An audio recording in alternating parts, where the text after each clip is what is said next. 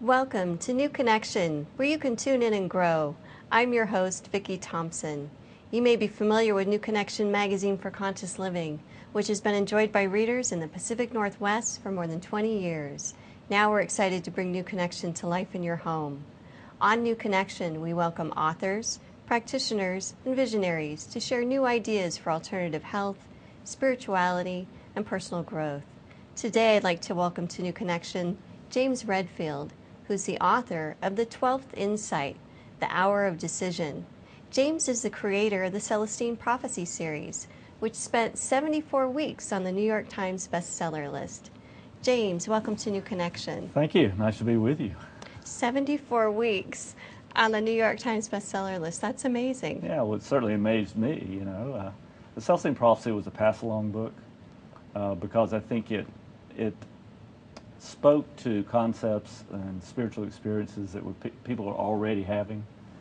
It's these books, Celestine series, it's really about pointing out insights or shifts in how we view spirituality with more clarity over time. And now we're at the 12th insight, which I think is very, very important in the sense that something's happening out there that I'm describing in this book, But the key thing is it's already happening. People are sensing it, feeling it, and what I'm trying to do is just add some clarity if possible, speak to things that people are already seeing in their lives, and fan the flames, so to speak.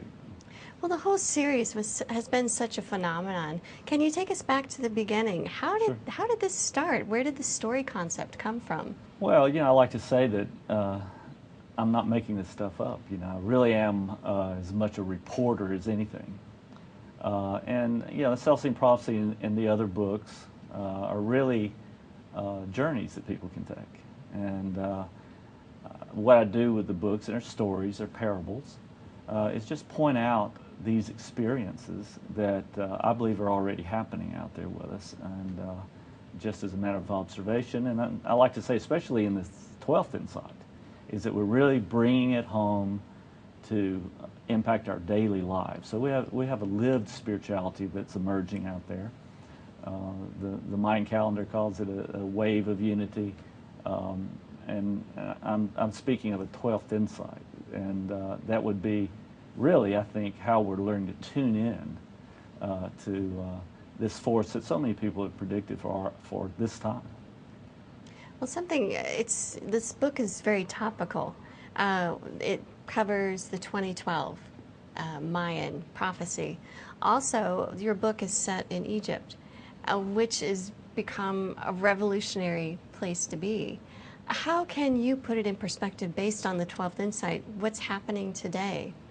Well, I think what we're doing is we're taking all this abstract spiritual knowledge that meant a lot to us, and taking it into our daily lives in a way that we're integrating it, so that we wake up in the morning and we live a little differently because we expect these guiding intuitions to show up, and when we follow them, a synchronicity will occur to broaden our lives, bring information just at the right time. So what I believe we're doing is that we're making one key step to bring our spirituality down to earth, and that is we're returning to authenticity in that centered place that all the spiritual mystics talk about, where we're sort of radically honest about who we are, what our soul's dream is, where we are now, what's working, what's not, and we're centering into a very conscious communication with other people, so that we're sharing dreams, and it's making all this more real and establishing a kind of cultural norm around a more lived spirituality. So it's really, it's very much the 12th Insight is a how-to put your spirituality into action book that again, I believe we're already doing this, and this is a way that I am just seeking to make it clear. So in the book, you mentioned synchronicities, and so the synchronicities lead to these integrations that the characters go through in the book. Yes. So what are the integrations about? Well, I think that what we're learning to do is gain more clarity about how to live a more effective spiritual life. And as and this clarity really happens in steps. You know, it sort of follows the old scriptural saying that really crosses all religions, that if you're honorable over little, you're given more. And so what that feels like to everyone is that, wow, there's so much corruption in the world. I want to return to integrity and authenticity in my own life. I want to make that deeply spiritual. And what happens is that we center into this where it feels as though we're becoming the star of our own movie. And our lives can, and it feels like our lives have a certain destiny. It's always felt that way, but now we're learning to sustain this flow of synchronicity so that our soul's dream can come true. And that's what's really motivating what's happening in Egypt and other places in the Middle East. It was a very spontaneous event where young people who were connected on the internet and could speak with each other decided they wanted to make a stand against corruption, essentially, against a government that was repressing their freedoms. And it was a very honorable thing that happened over there. Now there are all kinds of other forces wanting to seize the day there, and they have their own idea of a government they want to create. But it's very purely a search for transparency in government and a way to fight against corruption as its basic spirit. And we see it here, of course. You know, there's never been a time when we have seen so much corruption, and the government, big business, it's everywhere. And so that's created this counter trend, and then a centering into a new understanding of how to live spiritually more effectively based on this return to integrity. So it's very fascinating and thrilling to me, you know, to be able to talk about it, because and I think everyone feels a quickening, something is shifting, and suddenly people who are living a spiritual life across all religious traditions feel more effective, they feel more centered, and they feel more able to actualize their dream, to make things better. I have to ask you, because you address synchronicity, is it synchronistic that when your book is just coming out, at the same time all of these amazing things are happening in Egypt? Absolutely. You know, I didn't plan that. You know, I had no idea. Nobody knew that was about to happen. Mm-hmm. But it's, you know, the Mayan calendar is a predictive calendar, and it says now we're starting to feel this, what they call the ninth wave of creation coming in. It's a more unified consciousness it's not imposed, but people can tune into it more readily, greater and more easily, really, than ever before. Well, you talk about in your book that we also have spiritual influence over each other. Yes. How does that work? And you also talk a lot about integrity, being in integrity. So if we do have influence over each other, how can we work with that in a way filled with integrity? Well, I think that, the most exciting part about this is that not only are we learning how to live at a more effective and more self-empowered level spiritually, but I think we're beginning to understand how this influence works that we have. When we're centering in truth, when we're standing in our life for a greater truth and this return to integrity, what happens is that we grow in empowerment. And the more we grow in empowerment, the more we create a kind of energetic norm for that in the culture. So culture is more than just a set of habits or mores or abstract kinds of norms. We're all connected. So the way we act and believe and live is really Kant's categorical imperative. The way we act tends to bring everybody else into that same way of life and consciousness. So we have to take our level of knowledge and make sure that we're standing for a truth, and we allow that to evolve into a better truth and better understanding, especially politically, and because we have an influence. And I would even go so far as to say this insight that we're having is the only way possible to save the world from the tendencies that we see out there, all the conflict, this slide toward Armageddon, this belief in Armageddon that's the extremists are standing for. So, yeah, if I could just speak a little bit more on that point, we're understanding. The sociologists have long said that we're only, 3 or 4 people from reaching anybody on the planet. In other words, someone we know knows someone who knows someone who knows this a specific person out there and can get in touch with them. So what's really occurring is that we're understanding that if we hold a greater truth, a spiritual life with integrity, what happens is that's contagious. And it's contagious to the people just around us, and then as these people catch the contagion and want to be that way, then it goes to another person, another person, another person, until it gets to the best friend of that young kid who's about to strap on a suicide bomb vest. I mean, that's the way that we reach people that are in that much fear and alienation. And likewise, it goes out and reaches, the most alienated militarist anywhere in the world in the same way. So what we're doing is just reaching people like that just by living our life and holding, spiritual integrity just in our local area. So it sounds, which you've addressed in your books before, the power of prayer. Yes. And the power of our intention. Yes. And holding good intentions for others. That's right.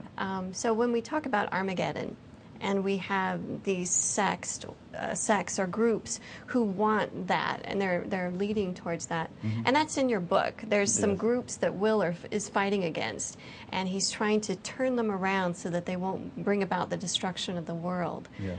That's a very real thing that we're facing today. It's the setting in which we all live, and that's the reason I created that as the context for the book, because it really is a slide toward this war about whose religion is best. It's sliding toward a nuclear level. There's no doubt about that. So, do I believe that enough of us will awaken to this empowerment that can reach people in that much hate or alienation? Yes, I do. But it is the hour of decision. This is the time to do it. In the book, you also talk about this mysterious law of karma. How does karma work?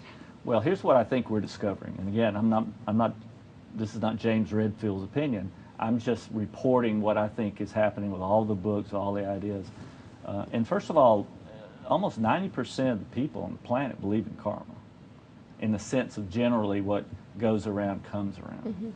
Mm-hmm. But I think we're understanding that in more detail now. So here's the way I think that we're coming to a consensus about how it works.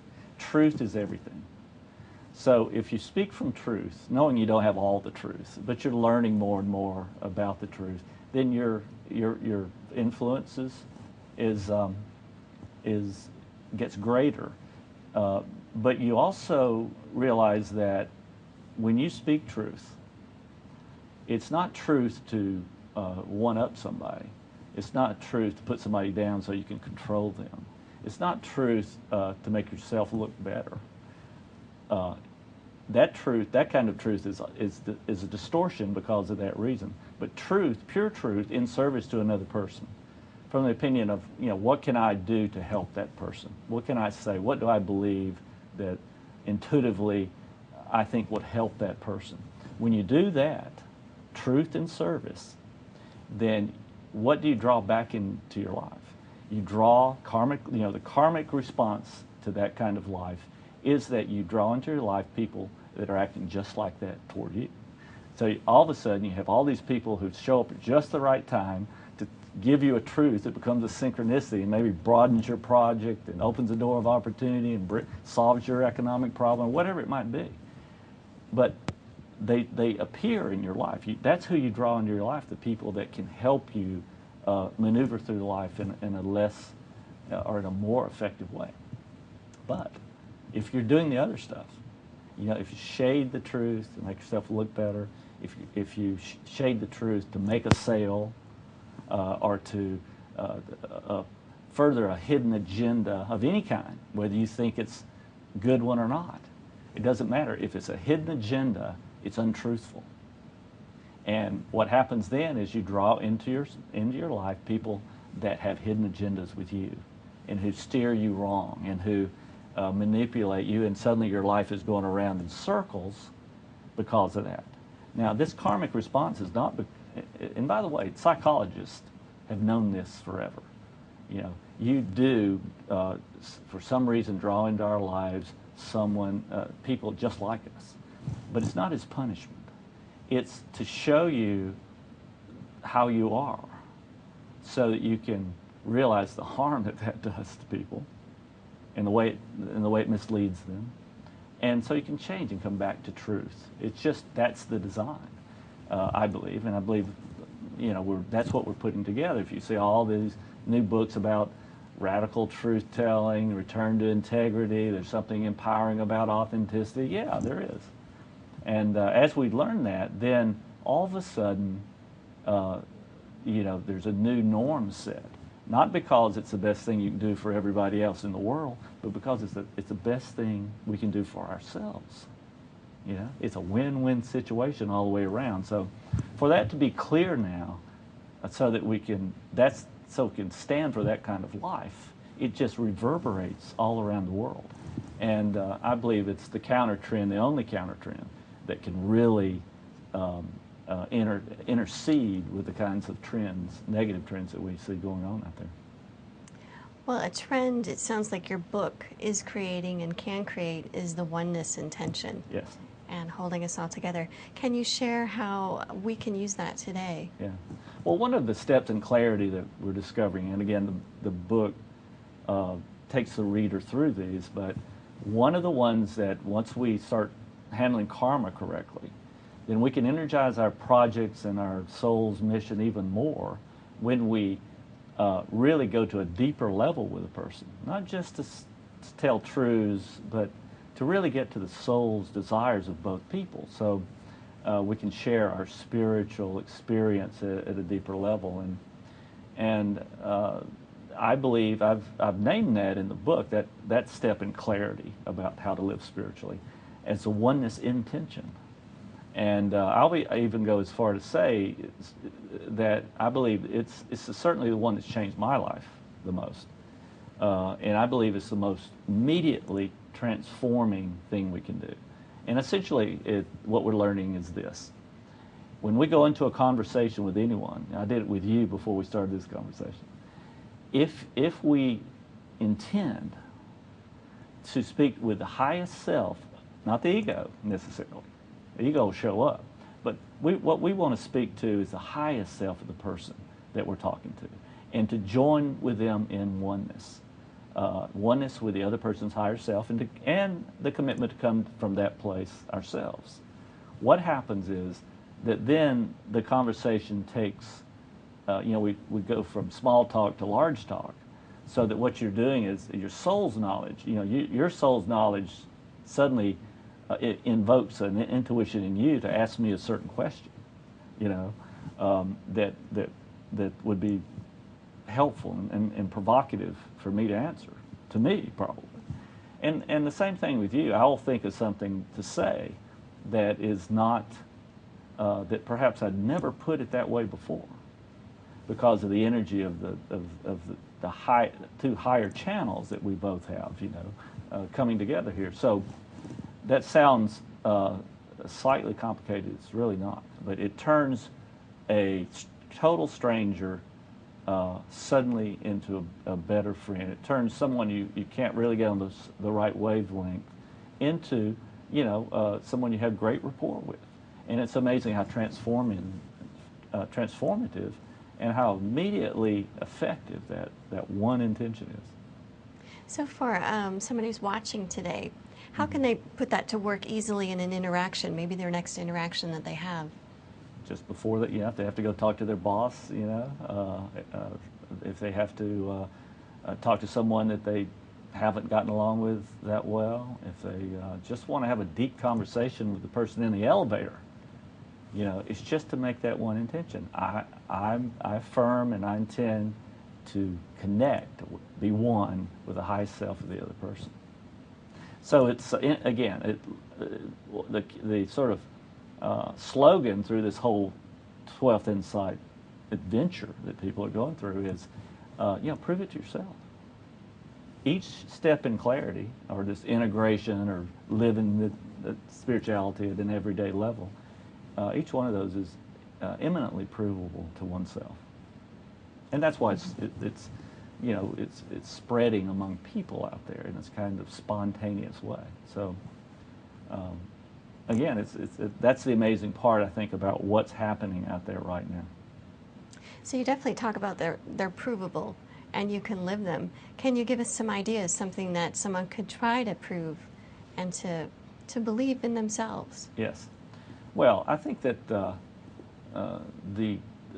first step is to center in one's truth, and that means, of course, not just what you tell other people about who you are and what your dreams are, but what you tell yourself. I mean, this is a step into authenticity and transparency, which means you have to look yourself in the mirror and say, there's a shadow side here. You've got secrets that you don't want to tell anybody because you've got these bad habits, and it's the exact way therapists have learned to take people through a clearing of their bad habits. You just tell the truth to yourself.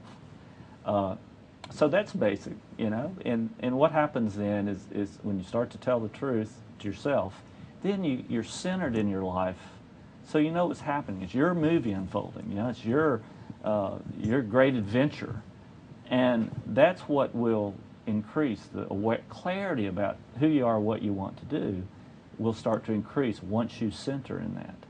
So again, from there, it all just gets bigger is when you learn to tell the truth to others, when you learn to tune into these guiding intuitions that we all have, because once you get in authentic truth, then you're more observant about what's going on in your consciousness. So these ideas, some ideas just drop into our minds, and they can be directly applicable to a problem you have in life, an economic problem, a problem with a relationship, a problem with, well, what am I going to do when I grow up? All that, you get intuitive guidance that comes in about it. And so the very simplest problem gets solved because you realize you just saw an image of yourself doing something, going to the bookstore, calling that old client that you forgot about, calling that old friend you started thinking about first thing in the morning. And what that leads you to is to a place, the right place at the right time for an amazing synchronicity to happen, where your problems are solved more readily. We all have this list we're trying to get done. We're going 90 miles an hour every day. And it could all go much more quickly if we also listen for those intuitions, to talk to that person in the elevator, to strike up a conversation with the people sitting beside us in a restaurant. All those opportunities for crossing with people, if we pursue them, then what happens is that we begin to live a constant life of synchronicity. Life goes easier, and the soul's dream can begin to come out and manifest in the world. So they're beautiful teachings. And what I like what you say is that our life is an adventure. Because I think, to me, it's not worth it unless it's not fun. Unless it's fun. You have to have a good time doing what you're doing. How has this changed your life? Because obviously you're living this great adventure with the books, creating them and bringing them out. Well, it's big. It's really an exploration with my experience and talking to other people about their experiences. So, the writing is, even though it's taken 12 years to really identify what's happening with this 12th Insight. I didn't know, so it's so much exploration for me, but that's my adventure. Seeking a clarity about how we're taking these steps into consciousness, steps into a renaissance of spirituality on a mass level. Now, you know, I'm the first one that has to prove these things to myself, because, but it's very clear to me now, and all these synchronicities are reflecting it, that this was the right time for the 12th Insight book to come out. And you know, it is because of all this confluence of prophecy that's come together for this time period. You know, it's just a verification that we can get really excited, despite all the problems and challenges out there. We get really excited because we're tuning in to something that's enlarging our clarity about spirituality. And for me, that's, as you say, that's where the fun is, that's where the adventure is. That's wonderful. James, we're so excited to have you here today, and thank you so much for being on New Connection. Thank you. My pleasure. You can learn more about spirituality at our website at newconnectionjournal.com. Join us next time on New Connection, where you can tune in and grow.